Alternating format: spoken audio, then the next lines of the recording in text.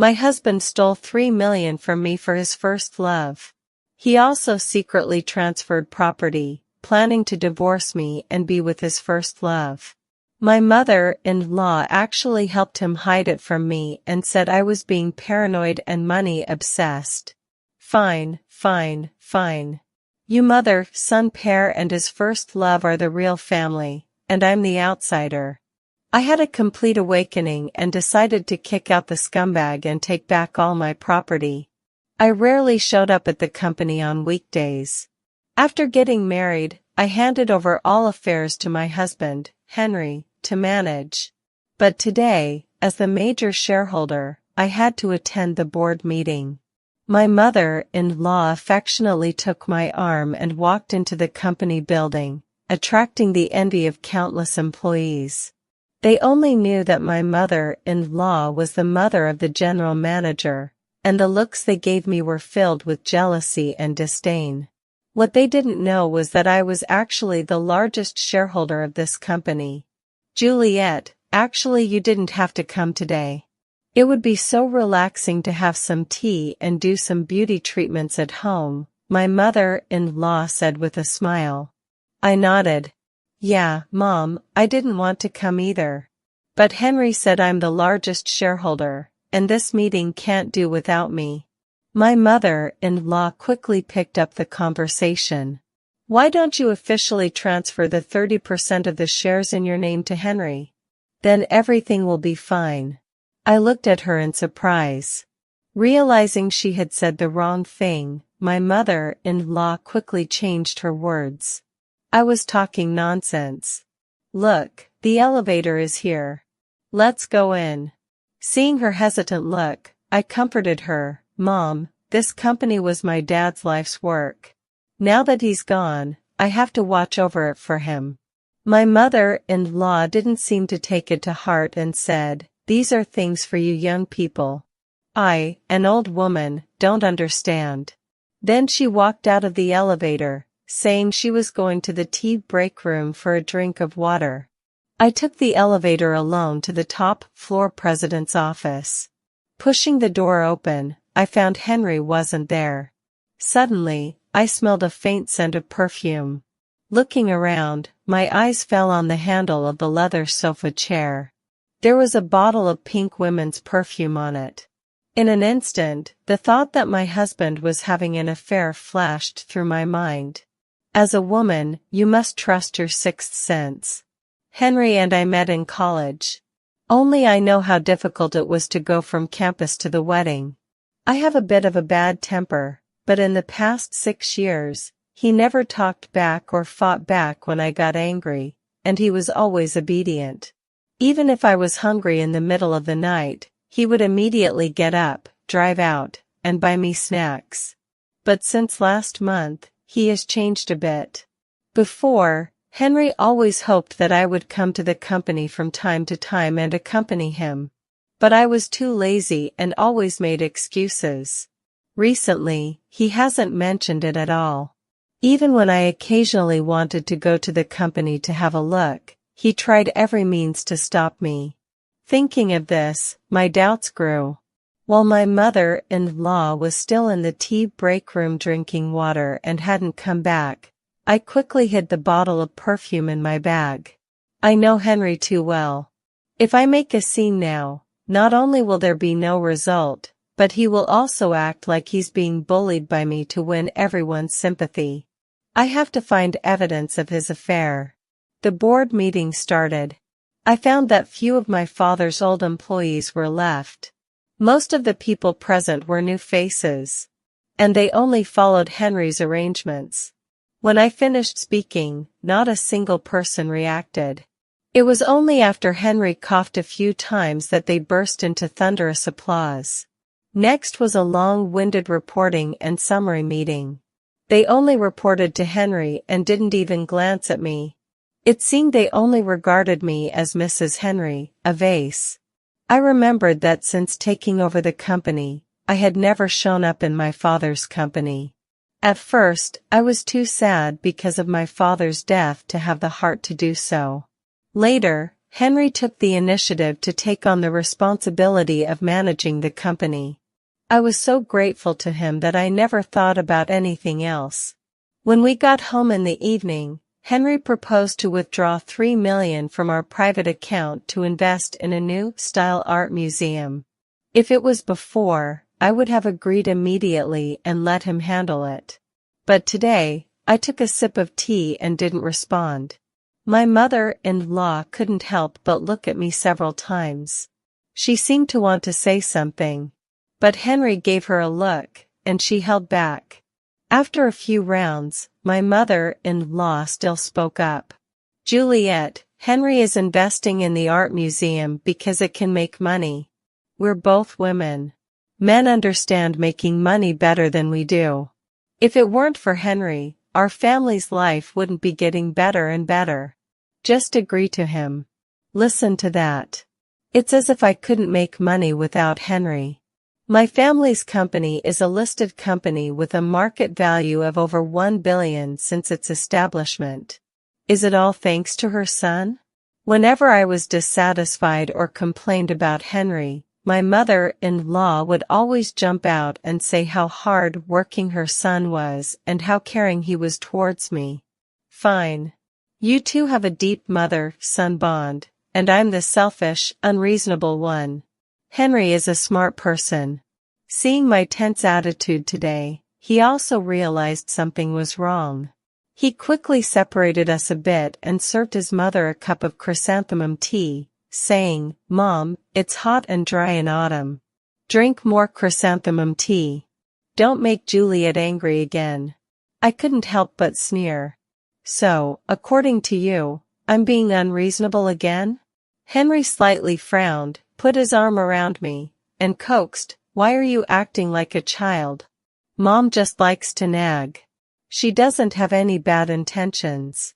She doesn't have bad intentions, but I do, right? I didn't have the patience to deal with him. My eyes fixed on the contract on the desk. I had skimmed through it just now. It didn't say which art museum was being invested in. $3 million is not a small amount of money. Henry, you don't bat an eye when spending money that's not yours, do you? At the beginning, in order for him to have a say and a place on the board of directors, I signed an equity agency agreement, clearly stating that 30% of the shares in my name would be temporarily managed by him. At that time, I thought we were about to get married and were one family, so I planned to officially transfer them to his name when I felt better in a while. In the end, it turns out that I'm the only one who stupidly regarded their mother-son pair as family. They even whisper to each other behind my back, and they speak in dialect even when eating at the same table. How ridiculous. I didn't drink the tea he made and just said I was tired and wanted to go home first. When I walked out of the office, the mother-son pair were chatting happily, again in dialect. Henry has seemed very busy recently. He always goes out early in the morning, saying he's going to visit old customers, but he always comes back looking disheveled. When I ask him, he just beats around the bush, and my mother-in-law covers for him. Like the previous few days, he was about to go out after breakfast. I stopped him. Henry tried to use the old excuse of visiting a customer to fool me. But I wouldn't let it go. I said I wouldn't let him go out until he told me which old customer it was. My mother-in-law showed up at the right time. She said, "Isn't it the boss's place? Isn't that a big order customer of the company? Son, you have to talk to them well and bring more orders back for the company." But I didn't let him go as I did before. Instead, I picked up my bag, walked up to him, and said, "So it's Uncle's place. Coincidentally, I haven't seen him for a long time. Let's go together." Henry was startled. Before he could react, I turned around and walked towards the door. He quickly came to his senses and grabbed me, his tone a bit harsh. "Juliet, what's wrong with you recently?" I looked at the handsome man who was a head taller than me and felt a deep-seated disgust for him. In fact, there had been signs of his strangeness for a long time, but I just didn't want to face it and chose to muddle along. Because he had indeed accompanied me through the most difficult and sad times. But could a person's feelings change so quickly? If his care and love for me were all fake, then this person must be extremely scheming. At that moment, my disgust for him reached its peak. I looked at Henry's face and retched. Henry put on that caring look again and asked, "Juliet, what's wrong? Are you not feeling well?" I pushed his hand away and walked straight out of the house. After getting in the car, he considerately tried to fasten my seatbelt, but I refused. I reached out my hand, asking for his phone. Fortunately, Henry gave it to me without much hesitation. Out of habit, I tried to unlock it with my birthday. The unlocking failed. After trying 3 times in a row, I asked him if he had changed the password. A flash of panic crossed Henry's face. He said, "Well, the previous one was too simple. Now it's changed to 77521. I smiled and didn't ask any more questions. I successfully opened his phone. My fingers quickly swiped across the screen to find the location function, opened it, and quickly linked it to my phone.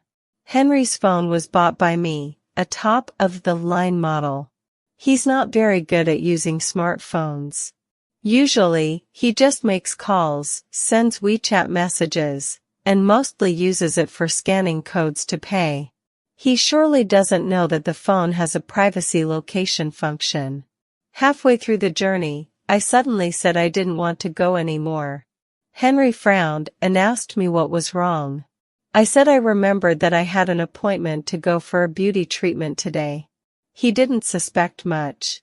He dropped me off at the entrance of the beauty salon I often go to, told me to be careful, and said to call him when I was done so he could pick me up, then drove away in a hurry. I turned around and walked into the coffee shop next to the beauty salon. I opened the location system on my phone. His location was moving all the time, and finally stopped at the entrance of an under-construction art museum in the north of the city. Things were gradually becoming clear. He came to this art museum under decoration every day to help, which was why he went out early and came back late, and returned all dirty and sweaty. I hailed a taxi and headed straight for that art museum. On the way, I was still thinking if I had misunderstood. Maybe he went there to inspect the project. After all, he had said he wanted to invest in an art museum before. I also remembered that Henry was majoring in art and oil painting.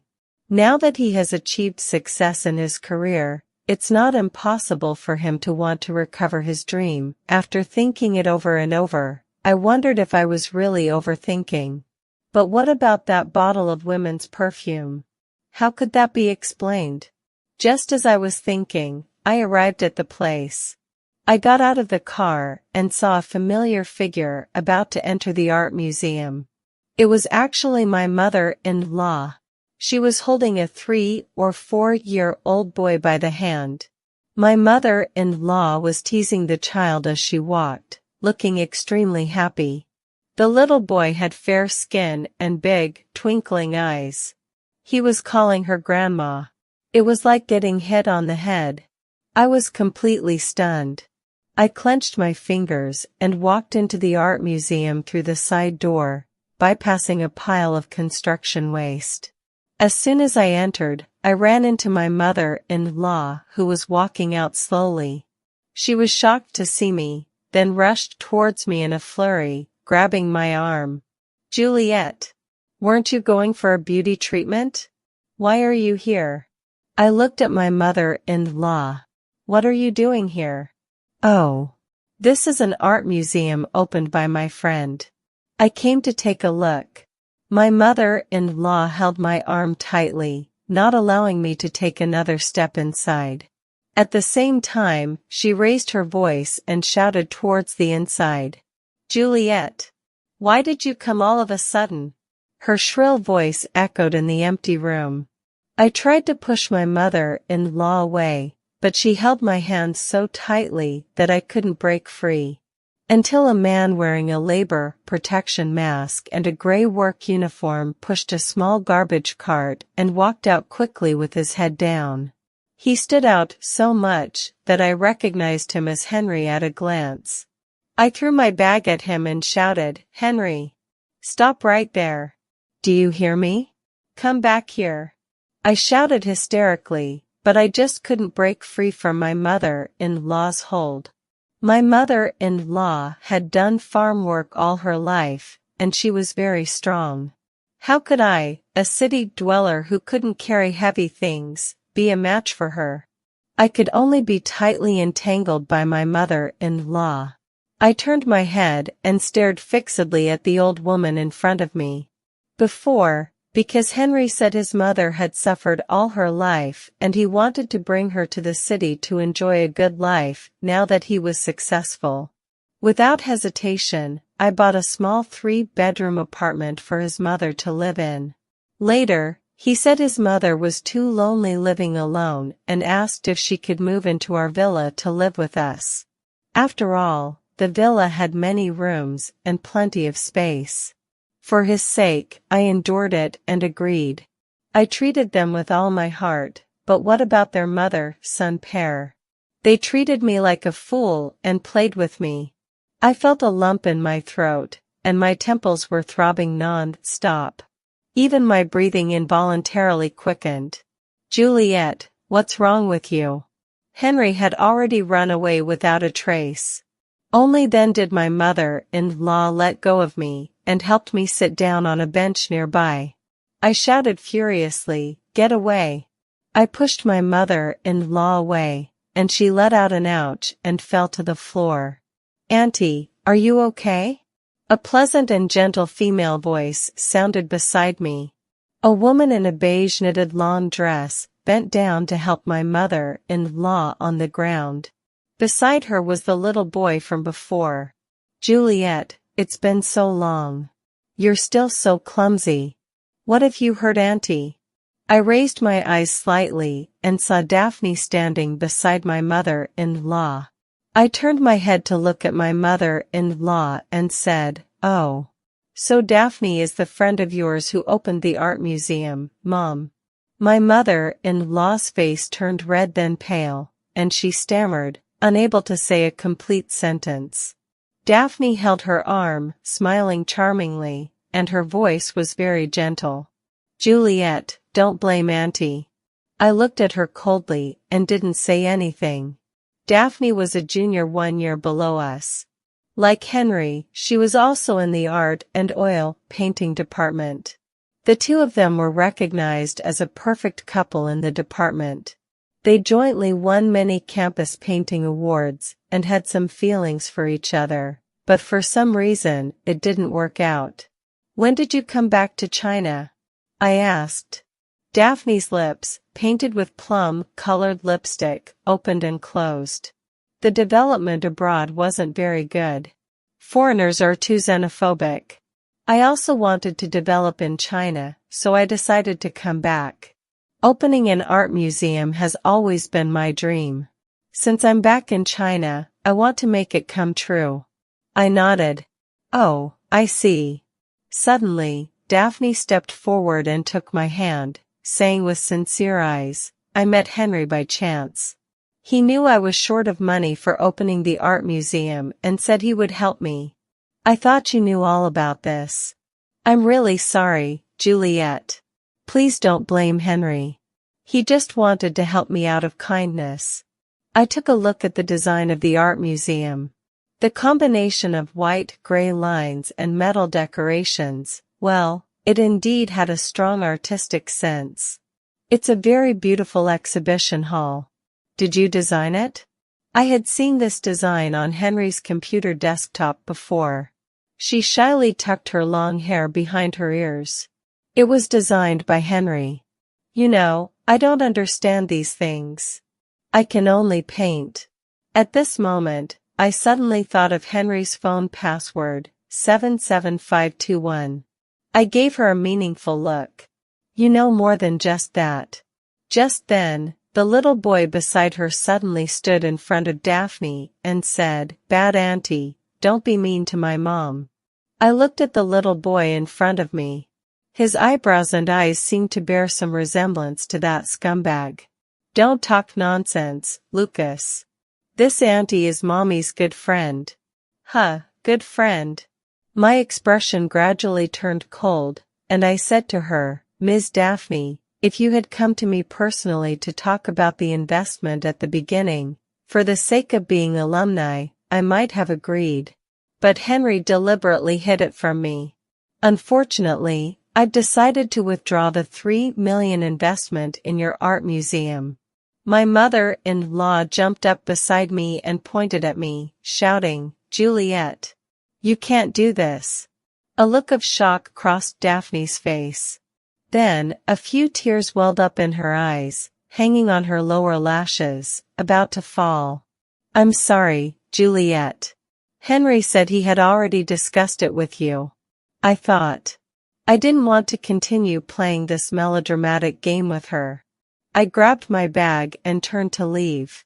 After leaving the art museum, my mother-in-law chased after me. She grabbed my arm and earnestly tried to persuade me. "Juliet, we should be a bit more sympathetic. Daphne is Henry's childhood friend, after all. They grew up in the same village." It suddenly dawned on me. So it wasn't just about being schoolmates. It turned out that Daphne was his childhood sweetheart and first love. Then what about me? What am I to him after all these years of trust and dedication? What a talented girl Daphne is.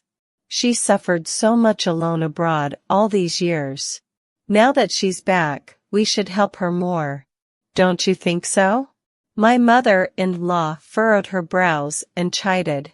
"As Henry's wife, you're also Daphne's sister-in-law. You should be more magnanimous. Don't be so jealous about everything." I stared at my mother-in-law, so angry that I started laughing. Why should I help just because she's pitiful? What kind of expression is that, Juliet? I'm telling you, I've already recognized Lucas as my adopted grandson. From now on, Daphne's matters are our family's matters. My mother-in-law looked at me impatiently and said. I was so angered by these words that I couldn't help but laugh out loud. Me, jealous and not magnanimous? Mom, if I'm not mistaken, the house you're living in, the car you're driving, and everything in the house from top to bottom are all bought with my family's money. You're Henry's mother, and it's no problem for us to take care of you and support you. But who are Daphne and her son? How can they have the nerve to ask me to help them? I didn't want to have a fight with my mother-in-law on the street. It would be beneath my dignity. But my mother-in-law was relentless. She simply sat down on the ground and started wailing. Good heavens, I can't go on with this life. My daughter-in-law is bullying me. I wanted to leave, but she stubbornly grabbed my sleeve and refused to let go. My mother-in-law's voice grew louder, attracting many passers-by to watch. They started pointing and commenting. What kind of person is she? She dares to bully her mother-in-law in the street. She's so vicious. Dressed so nicely, but doing such heartless things. I've taken a video. I'll post it online and make her famous. I was so angry that I was trembling. I pointed at the onlookers, my lips twitching, and my emotions completely out of control. Shut up. What do you know? Then, I stared at my unrelenting mother-in-law on the ground with red eyes and shouted. I trusted you so much, and I trusted Henry. But how did you treat me? Daphne is his childhood friend, and you two could hide this from me and use my money for her. My outburst scared the onlookers. They gasped and stepped back. My mother-in-law was also frightened and got up to run. But I grabbed her collar. Where are you running? I haven't finished yet. Just as the atmosphere was tense and getting worse, a young man in a suit pushed through the crowd and walked over. He gently patted my shoulder and said in a slow voice, "Juliet, calm down. It's okay. I'll help you deal with this." My agitated emotions eased a little. My body suddenly lost its strength as if my energy had been drained, and I half leaned on him. Julian, my senior from college. He was also my psychiatrist. He said to my mother-in-law, "Your behavior has seriously disrupted my patient's treatment. I'll take her back first. Please ask Mr. Henry to come to the clinic this afternoon." He helped me into the car. After Julian buckled my seatbelt for me, he drove away. In the car, I lost control again and burst into tears, both for the embarrassing scene just now and for my pitiful marriage. When we arrived at Julian's clinic, he poured me a cup of hot water and asked me what had happened. I drank the hot water in one go, gave a bitter smile, but didn't know where to start. "Juliet, you were really in danger just now. If I hadn't stopped you in time, you might have had an episode." Julian furrowed his brows and said in a deep voice. I nodded randomly. Only then did I come to my senses about what had just happened. My limbs were still a bit cold and trembling. "Forget it," Julian put on his white coat and motioned for me to go to his small room to rest. I was really a bit tired. Every time I had an episode, I would be very weak and want to sleep. He said this was normal. Mania could make a person's body and mind reach a peak state of excitement, followed by weakness and emptiness. When I woke up from my sleep, the lights outside the window had just come on. I looked at the colorful and brilliant street scene, not noticing at all that the door behind me had been pushed open. "Feeling better?" Julian walked in, and I gave him a faint smile. He said Henry had come just now. After waiting for 2 hours and seeing that I hadn't woken up, he answered a phone call and left in a hurry. I knew where he had gone. I closed the phone screen. I said to Julian, "Thank you. I should go home now." He asked me to wait a moment. He took off his white coat and said he wanted to invite me to dinner. I thought for a second and then smiled and agreed. The usual place. He was referring to the Chaos Han Porridge restaurant at Shinjuku. I'm not from Guangdong, but I love this kind of porridge. The steaming casserole was placed on the table. Julian slowly scooped a bowl of porridge for me first. He suddenly said, "Remember when we were in college, you always loved to drag me here to eat porridge. But at that time I didn't understand your intentions." I stirred the hot porridge a few times, thinking of some past events. Back in college, I actually dated Julian, but later we broke up because of some things. After that, in my frustration, I accepted Henry's pursuit. It doesn't matter, I blew on the steam rising from the porridge. After all, you're from Chongqing. You love spicy food and aren't fond of this kind of soupy stuff. Julian has a very charming smile. Even in his 30s, he still looks great. His sword-like eyebrows and star-like eyes make him seem like a fresh graduate. But those eyes seem to hold the stars and rivers, making it hard to figure him out. After dinner, he drove me back. But I was reluctant to get out of the car. I suddenly felt a strong aversion to this home. Perhaps there was no one in it waiting for me to return. Seemingly noticing my hesitation, Julian asked hesitantly, "I have an empty apartment by the riverside. Do you want to stay there for the night?" I looked at him in surprise and couldn't refuse. Julian's apartment is a small 3-bedroom one. Pushing open the French windows of the balcony, you can see the entire riverside view. After he made the bed, he saw me leaning over the railing, stretching out. He quickly walked over, pulled me in, and hugged me, still in fear. "Julian, I'm fine." I subtly pushed him away, realizing my gaffe. Julian opened his mouth but didn't say anything. "I won't commit suicide," I said. "I promised my dad, and you too." I'll get treated properly and live an optimistic and positive life. I was diagnosed with mania during my junior year in college. The doctor said there were many possible causes, such as study pressure, or the sudden death of a loved one. At that time, my dad was sitting beside me, and I was holding a photo of my mom, quietly listening to the doctor's instructions. That's when Julian started acting strange. He didn't allow me to go rock climbing, play skateboarding, or eat spicy food. I started to dislike him a lot, often losing my temper, and our relationship gradually drifted apart.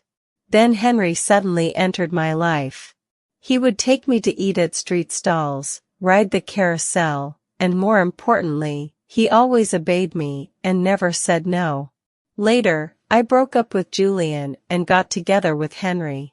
In the first semester of our senior year, Julian went abroad as an exchange student, and our relationship faded to the point where we only interacted with a like on WeChat. Later, my dad suddenly had a heart attack and passed away, despite rescue efforts. At that time, I really felt like I was in hell, and Henry was my only light and salvation. He endured my mania, was hurt all over by me, but still stayed by my side. I thought that was love. After graduation, we got married immediately, not even holding a wedding banquet. His mother said they were from the countryside and didn't do these fancy things. She also implicitly said that the family was poor and couldn't afford betrothal gifts and the 3 gold jewelry. I didn't care about these things. I had plenty of money. I liked Henry as a person. As long as he treated me well, that was enough. But who knew people could change so quickly? Or perhaps, he never changed. He had been deceiving me from the very beginning. Julian called me several times before I came to my senses. "Juliet, I don't know what you've been through, but as long as you need me, I'll always be here." I suddenly asked him why he broke up with me during our junior year. Julian looked puzzled. "Didn't you send me a breakup text message?" I was completely confused.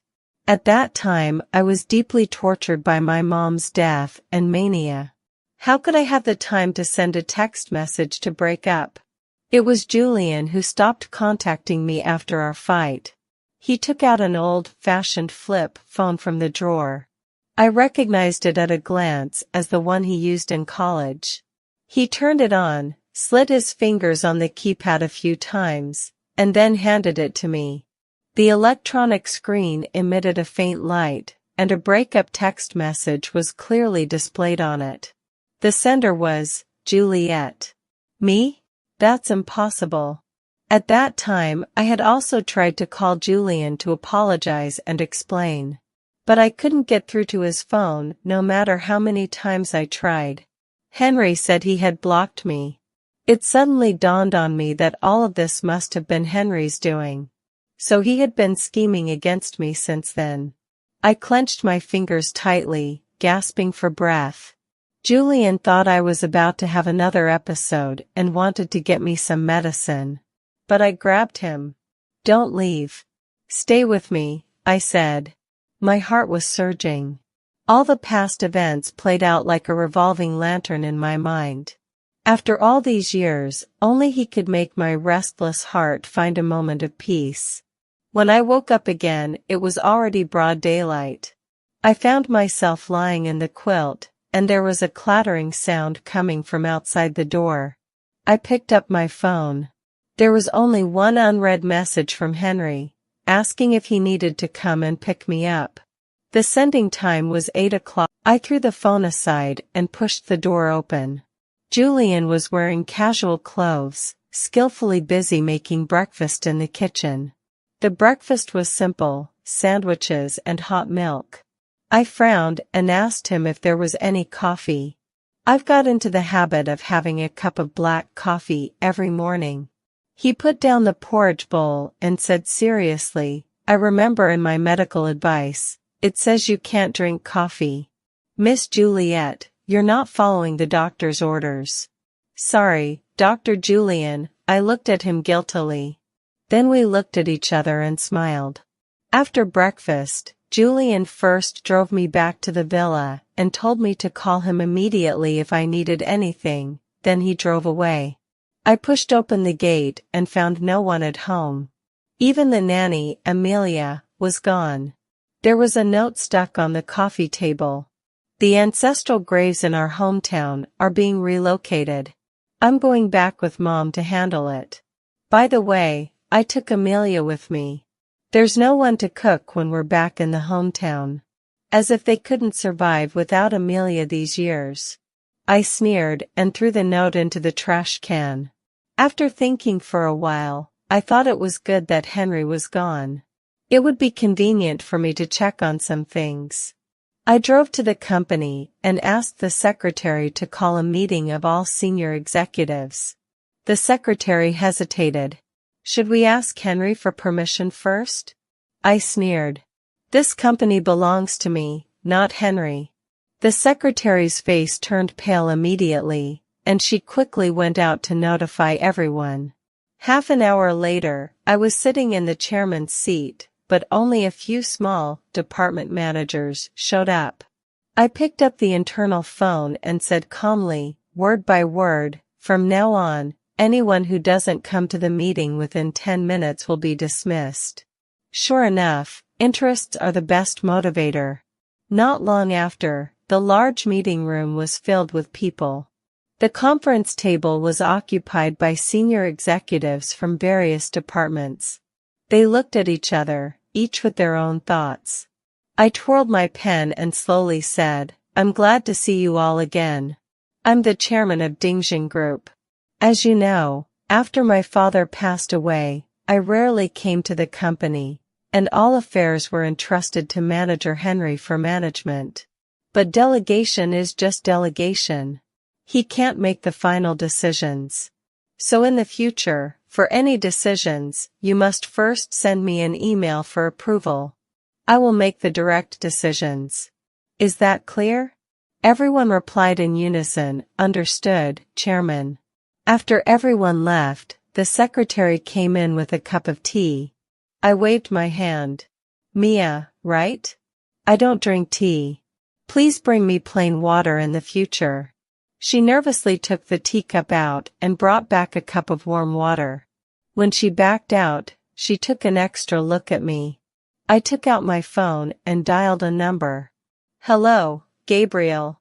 I want to consult about divorce property division. I made an appointment with Gabriel to meet and talk in the afternoon. I showed up at the coffee shop as promised. Gabriel was the lawyer my father had always used before his death.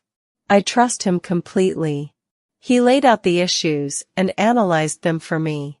I originally held 76% of the shares in Dingjin. Last month, 30% of the shares were transferred to Henry for temporary management, and I still have 46% of the shares at my personal disposal. Although the temporary management contract can be annulled at any time, these are all marital assets. If I divorce him, all these assets will have to be taken out and re-divided. I was so angry that I slammed the table. No way. This is my father's business. Henry can't get a single cent of it. Gabriel looked a bit embarrassed. It's not easy. He said that unless I could prove Henry's infidelity during the marriage, the prenuptial agreement would take effect and force him to give up all property and divorce me. Otherwise, I couldn't get rid of him. At this moment, a second message from Henry came to my phone. Juliet, there are so many things to deal with here in the hometown. It will take a few days. Take good care of yourself and don't forget to eat. After seeing Gabriel off, I decided to carefully plan my next moves. Unexpectedly, Daphne came to me first. She knelt in front of me with Lucas, her eyes brimming with tears, begging me to break up with Henry. I laughed and asked her why she stopped pretending. It turned out that Henry knew I had been to Daphne's art museum and guessed that I must have known about his affair. But he hadn't got my family property yet, so how could he be willing to break up with me? So he decided to cut his losses and abandon Daphne again. Henry suddenly left the clinic yesterday. He should have gone to have a showdown with her. Having lost both love and money, Daphne naturally came to me crying. She said she really couldn't live without Henry and hoped I would be magnanimous and let them be together. I was so angry that I laughed instead. Remembering what Julian said, I tried to control my emotions, stroked the child's hair, and said, "Lucas is so cute. He looks a lot like Henry." Daphne quickly hid the child behind her, her eyes evasive as she said this wasn't Henry's child. The lie was so clumsy that anyone could tell she was nervous. I said that it wasn't impossible to break up, but only if she helped me with a little favor. I provided the intimate photos of her and Henry that Daphne gave me, as well as the photos of their outings taken by a private paparazzo, to marketing accounts and posted them online. Suddenly, netizens were in an uproar. I called Henry several times, but the line was always busy. He must be in a complete mess right now. The company's shareholders called one after another to rebuke him and warned him not to affect the company's image, because of personal affairs. The internal groups were also abuzz with discussion. Everyone thought that the son-in-law of Dingjing had an affair and that he was finished. I placed a person, Ethan, among the senior executives. He would inform me immediately if there was any sign of trouble. Ethan is the head of the operations and maintenance department and was promoted by my father. It's ridiculous that Henry thought he could buy him off with a mere salary increase. In the past few months, he had been subtly persuading me to go to the company more often. At that time, I didn't understand what Ethan meant. Now, thinking about it, I was really blind and couldn't see Henry's malicious intentions. Learning that I was going to clean up the internal affairs, Ethan was also very happy. He said that the senior management of Dingjing had long been in chaos. The old employees who were down to earth and hard-working had all been replaced by Henry's cronies. Ethan also incited everyone in the senior management group to stop being Henry's informants. With the development of the situation in recent days, his subordinates were in a state of panic. Soon, the good news I was hoping for came. In the evening, Daphne called me. Her tone was excited, with a bit of pride. She said that Henry promised her that he would come back and talk to me about divorce. She also said that for her sake, Henry was willing to leave the marriage with nothing but divorce me. I glanced at my phone, and another message from Henry came in. "Honey, have you eaten?" He must be well aware of the recent personnel changes within the company, yet he could still pretend to be nice to me. I really admire his audacity. As expected, when something seems too abnormal, there must be something fishy. Daphne betrayed me. She revealed my entire plan. Late that night, Henry drove back to the villa. But I had already moved to another residence. From the surveillance, I saw him go straight upstairs, kick open the study door, and try to take the company seal from the safe. However, to his surprise, the entire safe was empty. He kicked the safe a few times in a fit of rage. Pointing at the hysterical man on the surveillance, I laughed until tears came out and asked Julian beside me, "Now Henry looks like he's the one with mania, right?" Julian looked at me worriedly. "Juliet, what you're doing is like playing with fire. It might end up in a lose-lose situation." I laughed wildly and arrogantly. "I'm not afraid. This is a last-ditch effort. I'm ready to bear all the consequences." Henry's calls didn't stop from the early morning until the next day. I turned on the mute and then answered his call. Henry's anxious and tired voice came from the phone. "Juliet, stop making trouble, okay? You've made such a mess. It's hard to clean up. Be good, come home first, and I'll explain to you, okay?" I sneered. "Go home? Which home?" the love nest you and Daphne have? He was shocked. How do you know? How did I know? After meeting Gabriel, I also asked him to help with the liquidation of marital assets. I found out that he had embezzled $4 million from my account half a year ago and bought a large flat in the suburbs. Presumably, he had been having an affair with Daphne since then. Since I saw Henry's true face clearly, I no longer have any expectations of him. All that's left is disgust. I said with patience, meet me at the Civil Affairs Bureau tomorrow morning. I'll bring the divorce agreement. Henry panicked. Juliet, my relationship with Daphne was just a fling. Give me another chance. Henry, if you don't want others to know, don't do it. I don't care what happened between you and Daphne. I don't want to know either. I glanced at the man busy in the kitchen and continued, you've been lying to me since college, right? Aren't you tired? He paused. After a while, Henry finally dropped his disguise and laughed sinisterly. Juliet, do you really have to be so ruthless? You dash. Beep, beep, beep. I hung up the phone directly. Henry didn't show up at the Civil Affairs Bureau the next morning. Even the remaining deposits in our joint account were transferred away. Through Gabriel, I found out that he had transferred this money to Daphne's name a few days ago. No wonder she betrayed me. Seeing the real benefits of hard cash, who wouldn't be tempted? I officially filed for divorce and demanded the recovery of all the property he transferred during the marriage, including the house in the suburbs. After the court accepted the case, Henry officially received the summons. Henry's mother somehow found my residence and started cursing at me. Julian stood in front of me and said in a deep voice, Madam, please don't do anything extreme to my patient. Leave now, or I'll call the police. Henry's mother is a complete shrew. Seeing Julian protecting me like this, she immediately used all the filthy things she could imagine to speculate about my relationship with Julian. So you've hooked up with the doctor. No wonder you're so eager to divorce my son. You're such a sinister woman. I snorted coldly. Insidious? Am I more insidious than your son? A doctor saves lives, but what about him? He's trying to take advantage of my illness to ruin me. Upon hearing this, Henry's mother looked at me in disbelief. I could tell from her expression that she knew about it. Julian protected me and led me inside, then quickly closed the door. The night I temporarily stayed at Julian's place, he found that my medicine had been replaced with vitamins. But I didn't notice anything wrong as I had always been taking these orange-colored pills.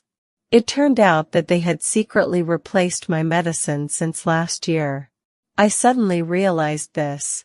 No wonder I had felt that my emotions were much more stable, but recently I started to lose control again.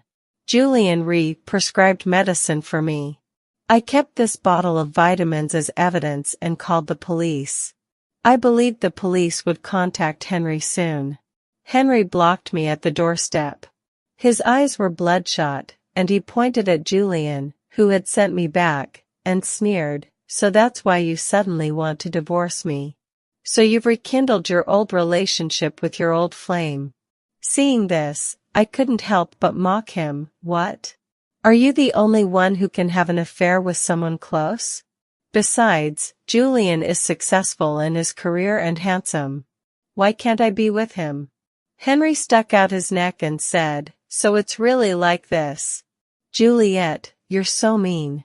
At this moment, Julian suddenly grabbed his collar and pinned him firmly against the wall. His face was cold with a hint of anger. Show some respect. If you dare to say another word of dirty things about Juliet, be careful, I'll teach you a lesson, even if it means bending the law a little. Henry suffered a loss, opened his mouth, and then said, Julian, what are you so proud of? Juliet is still my wife. I said coldly from the side, not for long. If you still don't come to your senses, then we'll have to meet in court. As I pulled Julian into the house, I added, I don't mind publicly revealing Lucas's identity in court. Bang! I closed the door. Outside the door, Henry's hysterical roar could be heard. During this period, Henry's mother came to the company to make trouble quite often, but I had already instructed the security team to drive her away immediately if she approached the company building. Since she couldn't block me, she secretly followed me and came to my residence to cause trouble several times. I didn't care. I had many places to live, so I could just change houses. This went on for a few weeks. During this time, I went to Julian's place for regular check-ups and took my medicine on time. My mania was well controlled. 3 months later, Henry still didn't agree to divorce, so the divorce by agreement was invalid. I had no choice but to file a lawsuit. I had a lot of evidence of Henry's infidelity, as well as the paternity test report of Lucas and him. It clearly proved that our relationship had broken down due to the man's infidelity. In September, the court ruled that Henry and I were divorced. The company and real estate were pre-marital property and not subject to division. Even the $3 million he secretly transferred back to my account before the judgment. The only thing that could be divided from our married life was just a few $100,000. He had worked for Dingjing for several years and had contributed a lot, so I regarded it as severance pay. I didn't care. I just wanted to divorce him as soon as possible. After going through the procedures, when I walked out of the Civil Affairs Bureau with the red divorce certificate, I let out a long sigh of relief. I felt as if a heavy burden had been lifted. Henry stared at me fiercely, and so did his mother, as if I was the one who had an affair during the marriage and was the most heinous person. Julian's car was parked nearby. He walked towards me with long strides, holding a bouquet of my favorite sunflowers in his hands. "Thank you." I took the flowers and was in a great mood. It was New Year's Eve again. I was shocked to find that after being with Henry in recent years, I had gradually drifted apart from my relatives and friends. However, spending the New Year alone was quite comfortable. On New Year's Eve, I gave Amelia a holiday. I was alone, but I couldn't delay her reunion with her family. But I was by myself. What should I eat? After thinking for a while, I boiled a pot of water and was about to open the seasoning packet of instant noodles to cook when suddenly the doorbell rang. There stood a tall figure at the door, holding a big bag of ingredients in his arms. At this moment, a large firework slowly rose into the sky behind him and exploded. The colorful lights and sparse sparks scattered in all directions and then disappeared. Julian smiled gently. "Happy New Year's Eve, Juliet." During this period, the police also contacted me regarding the matter of Henry and his mother secretly replacing my medicine. He shifted all the blame onto his mother, saying that she was old-eyed and had mistakenly poured vitamins into my medicine bottle. Henry's mother was detained and suffered a bit. She was bailed out by Henry half a month later. I also heard that the art museum in the north of the city had a broken capital chain. Before it was even finished being decorated, it put up a prime shops for rent sign. I suddenly smelled a faint scent of perfume. But no one dared to rent it to him. After that, there was no more news about him. The name Henry completely faded out of my life. I'm very glad that I managed to get out of this marriage scam in time. And I clearly understand that after all these twists and turns, finally, the happy future that belongs to me is with Julian.